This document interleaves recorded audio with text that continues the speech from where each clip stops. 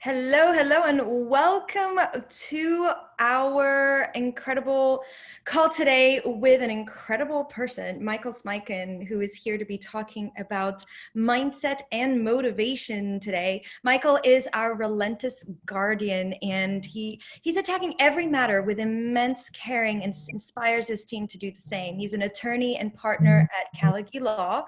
Michael specializes in shaping and influencing outcomes, discovering the truth, and exposing liars. And today, he'll be diving deep into one of the 6 weapons of influence. So make sure to take notes. Mike, welcome, and please take it away. Jessica, what a beautiful introduction. Thank you so much, and I greatly appreciate it. I always love your energy. It's always, it sets the stage for some awesome and dynamic content. So Jessica's right. Here we are. We're going to talk about one of the 6 weapons of influence, and it is referred to as consistency and commitment. So what are we talking? What in the world is a weapon of influence? Like, that sounds like a bunch of wacky, hooey nonsense. You can't really influence results, can you? Answer, absolutely yes. By way of background, I have 2 top 100 national jury verdicts. I've represented tons of clients, have a $33 million class action lawsuit resolution, multi-million dollar deals, the whole 9 yards, and all of that is done by using tools or weapons of influence. Influence is important, and you're going to hear some things that are going to make you feel a little bit uncomfortable because you're like, that sounds manipulative, right? That sounds uncomfortable.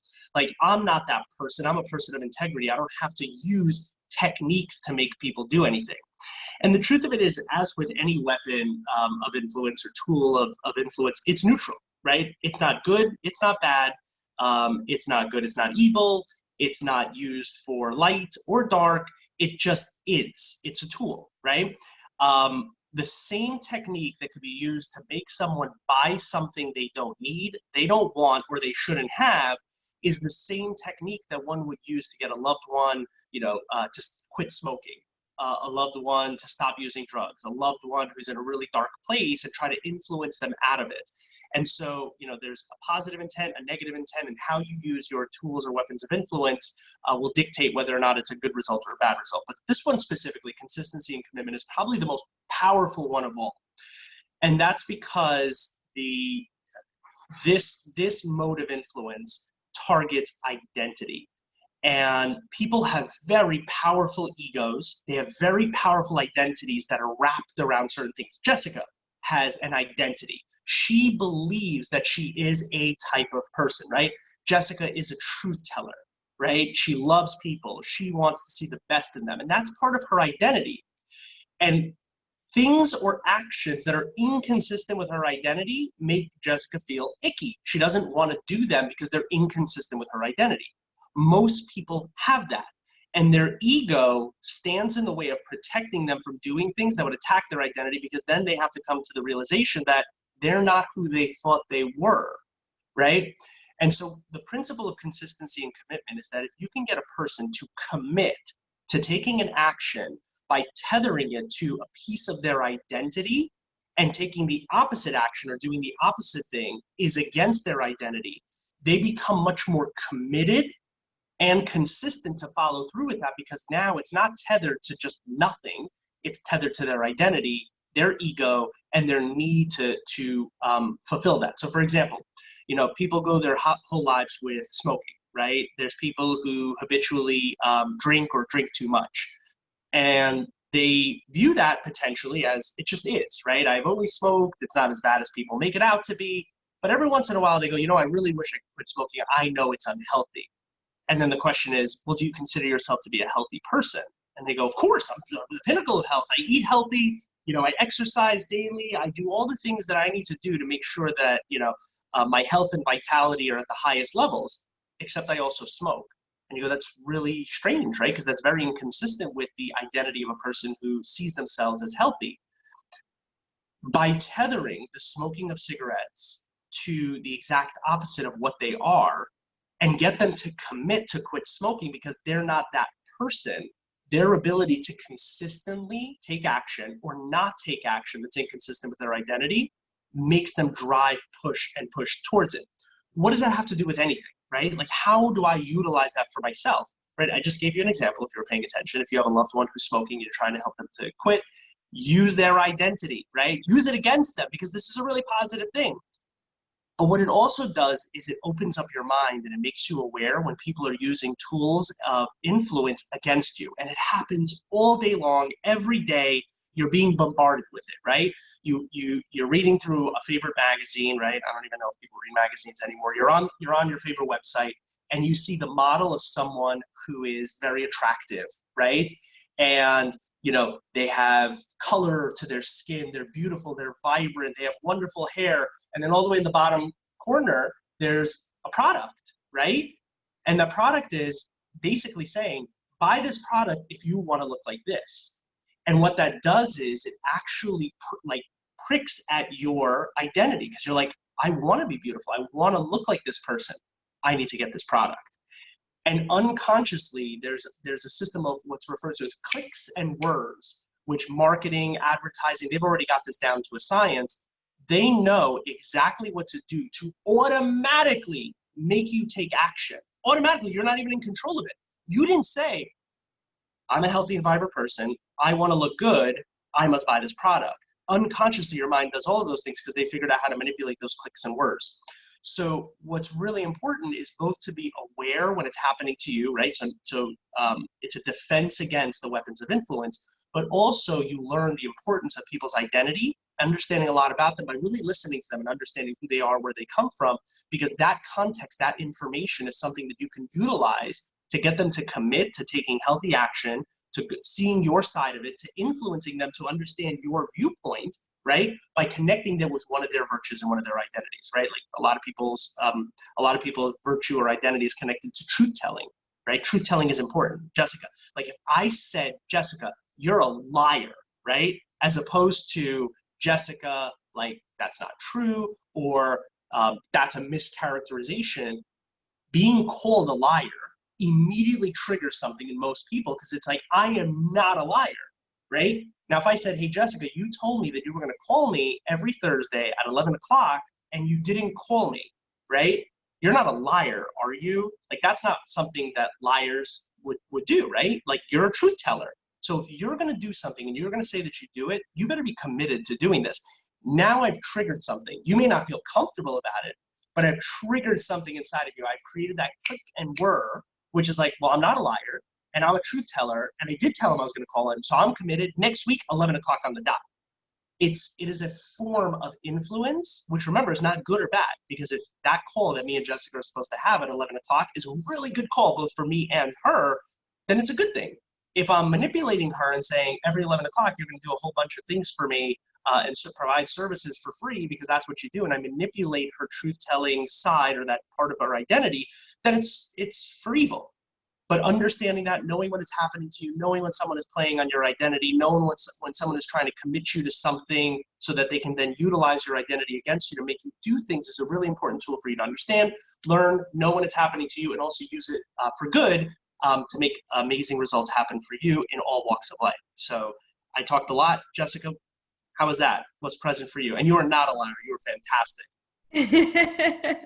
Thank you. Yeah, it's so important, the distinction. I think that it is a weapon that can be used for good or it can be used for not so good. And it really is important to not only recognize when to use it and when it is being used on you. And for example, if that was the case, the whole 11 a.m. circumstance, right? I'd be like, you know what? You're right. Even if I'm conscious of it happening, it's like, oh my goodness, that's so right. And if it was the other circumstance of you got to do a bunch of stuff for me for free, it's really interesting to recognize it as well. One of the questions I have, because you mentioned smoking and being healthy, and also I don't smoke, but for example, I've been eating ice cream every single day since I've been here in Florida. There's nothing wrong with that. There's nothing wrong with that. Well, I can tell that my eating habits are not great. My eating habits are not great. And so I can totally relate with, yeah, I'm healthy, but my identity, I may say, well, I'm like a 7 out of 10 or I'm an 8 out of 10 right now. And yeah, I'd like to be a 10. So how do you use this? Because if the person's identity isn't there, right? Right. Or the smoker is like, yeah, I'm sort of healthy. I know I shouldn't be smoking, but I love it, so I'm smoking. And so they tie their identity to like, my health is okay. How do you, well, can you, first of all, shift their identity to you are a healthy person so that they then make that decision? So yeah, so there's a lot that said there, right? And I'm gonna work in reverse order for what you just said. Number one is I can't change your identity, right? You and I would have to work for months or years to be able to trust one another at the level that I would be able to get that deep to even have the remotest impact on your identity, right? Only you can change your identity. The reason for that is that the mind has an immune system, right? That's your ego. And your ego protects you from anybody trying to get that deep, right? Because your identity is like core, that's like center of everything. This is who you are. And your ego stands in the way of anything trying to change that from the outside, an externality, right? You're good enough as you are. What does this person know? Like if I said, hey, Jessica, don't eat ice cream. And you're like, Mike, you look like you eat a little bit too much ice cream. That reaction, the voice inside your head that popped in right then is your ego that goes, yeah, you shouldn't be taking advice from this person. He doesn't look like the pinnacle of health. Now, if I did look like the pinnacle of health, your ego could react differently because it's brilliant, just like you, because it is you, a part of you. And it could say, well, I don't want to look like that. That's like too healthy. Like that guy probably eats asparagus all day. He eats nothing. And like, that's not my life. I like the way I look. You're good enough the way that you are, right? All of those things are ego-based responses. So first, I can't change your identity, right? Unless you come to a person who you can just go like, I'm open as possible, and you're able to subjugate your ego at the highest levels to learn at the like craziest, deepest levels. I can't change your identity. However, you can use your identity to create what? Leverage, right? Leverage over yourself. That leverage, the form that it takes is you tether things together. So the fact that you are concerned about your eating habits, and not at like a crazy high level, like I didn't get that from you at all. My level 5 listening didn't say like, oh my God, like Mike, you don't understand. I cannot control myself. I'm eating, like I feel horrible about this. You're like, I really wish I didn't eat ice cream every single night, which by the way, is not all that bad. But part of you is saying like, I recognize that as something that is, let's call it suboptimal. And so your identity is what? I like to be healthy, right? I like to be very healthy. I like to be super healthy. There's no other healthier person in this world. No, we're not there. Let's slide the scale back. And it's like, I recognize that eating ice cream is not consuming something that's probably not good for you in moderation. And I'm the kind of person who appreciates and understands that moderation is important to a healthy, vital lifestyle. And my health and vitality are very important to me. So I really should get back to a place where I'm eating in moderation and recognize it for what it is. So when you catch yourself reaching again for the ice cream, right, next day, and you're like going for the ice cream again, your identity of moderation really is key here. And I kind of ate this yesterday. Let me choose a different option, a healthier option. And that's kind of how your identity pushes you back, but only if you are intolerant of it. You've already become intolerant. You've said it. You're not like crazy intolerant where you like hate yourself and that kind of stuff, because that's how far people can get. You've become a little intolerant of it. And like it bothers you a little bit, right? But just enough that right now it would be pretty easy to kind of shift it back. And the shift back is, let me do something else. Like this ice cream thing is crazy. It's delicious. I got it. I can always eat more of it later or eat less of it. So the identity kick and the commitment is moderation is key, right? It's a small piece of identity that a person who lives a healthy lifestyle understands that concept. Tethering that concept to the decision that you're about to make is how you keep yourself committed and consistent to that result, right? Otherwise, if you go, no ice cream ever again, somewhere deep down in your mind, your ego's like, yeah, but that's not right either, right? But hey, me too, right? That's not right either, and you're not going to be committed because you know it's inconsistent with your identity, right? It's not. You're not preparing for the stage and, need to get down to like 4% body fat because you're going to show off all your muscles, or you're, want to be, a fitness athlete or something along those lines. That's not, well, at least I don't know, but maybe you are. But that requires a level of consistency and commitment that's much further than just not eating ice cream, right? Yeah. That's like, got to cut fat, got to cut, this. And I have a couple of people who are really good at it. They're both pro athletes in that regard, Team Cohen. They're tremendous. But they do that, but that's not you. So just be consistent with who you are, and your identity is of a person who makes smart decisions to be healthier, to have a level of vitality, which is consistent with somebody who moderates their food. Does that make sense? And you look fantastic, by the way. Thank you. So. It makes a lot of sense. And I think there's also, when you're talking about influencing others in a positive way, like, for example, maybe just the eating, it's not just the ice cream. It's also not working out enough. It's also eating a bunch of junk food. It's like the accumulation, right? And for me, it's like the little things in moderation separately are okay. It's the conjunction. And I think while I was hearing you talk, sometimes it's not the leverage tied to the identity of healthy. It may be to the, what kind of example do you want to be for your children? I don't have children, but I can totally imagine, like, do what I say, don't do what I do. That will be really hard. And or even, you're on video on stage talking, that's why I never talk about food. Not yet. And so it's like you want to be the teacher living the teachings. So that would be a different, like you could pull it at a different strings, right? You can pull it at different areas. 100%. Yeah. And it's different for everybody, because it's what piece of their identity they're most connected with, right? So like, you and I know each other reasonably well. I don't know you that well. If you and I had spent, if we were at, we both have a shared colleague, Sean, right, and his beach house, and we were hanging out on the beach and we were just talking about things, I would be able to get more and understand you at a deeper level and be able to pinpoint what part of your identity really, really is most implicated. And it's actually very easy to understand that from people and reveal nothing about yourself as well. There's ways to carry on conversations with people where you share nothing about yourself, and most people they really want to be heard and seen at a very high level. And if you have practiced the art of influence, there's ways that you can communicate with just 3 things that will carry on a conversation, and a person won't even realize that you've made no declaratory statements in the last 2 hours. If you ask questions, right, you mirror back the things that they say with certain inflections, and you label, right, or acknowledge the things that they're saying, they provide a ton of context. And if you're trying to suss out somebody's identity, you really want to use those kinds of things, right, to really appreciate and understand what their identity is, because you're right. For you, it may not be about health, right? It could be about legacy, right? It could be about, I want to teach other people.